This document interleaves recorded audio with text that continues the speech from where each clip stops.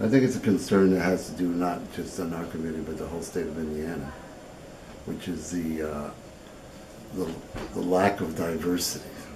Now, having said that, northern part of Indiana, South Bend, is pretty good about that.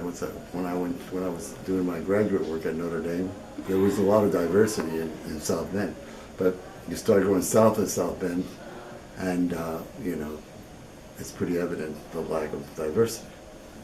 And I think one of the problems with that is the fact that it is Indiana, Midwest, and there are no really big cities. Indianapolis being the biggest city, and it's quite small comparatively speaking. Mm-hmm. So I don't think it attracts that many ethnic groups. And by the way, I'll retract a little bit on that, because it has changed a lot since I've been here.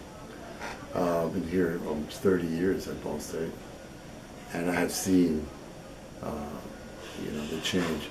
African Americans basically stays the same. Latinos stays the same, but other ethnic groups or other cultures, Asians and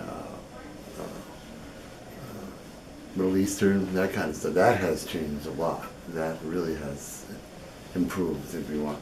But Latinos, as Latino myself, like I think I'm one of the only Latin, maybe there's two more professors at the university that are I think one of them is originally from Argentina, maybe a couple from Argentina. Puerto Ricans, I think I'm the only Puerto Rican professor, and I might be wrong about that.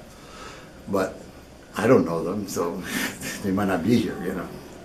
Anyway, yeah, I think that's a big issue. Do we try to attract more professors and more students that are diverse? The university's making a big effort in that sense, and that I've seen a change, but still not enough.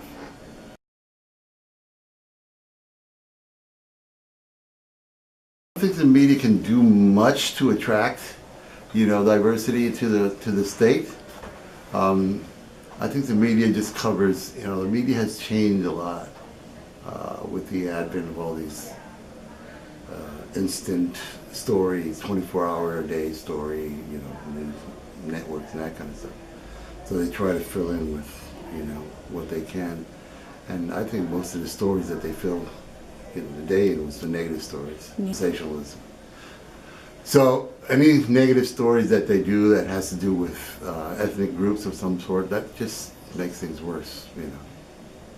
I don't think the media really addresses the issue.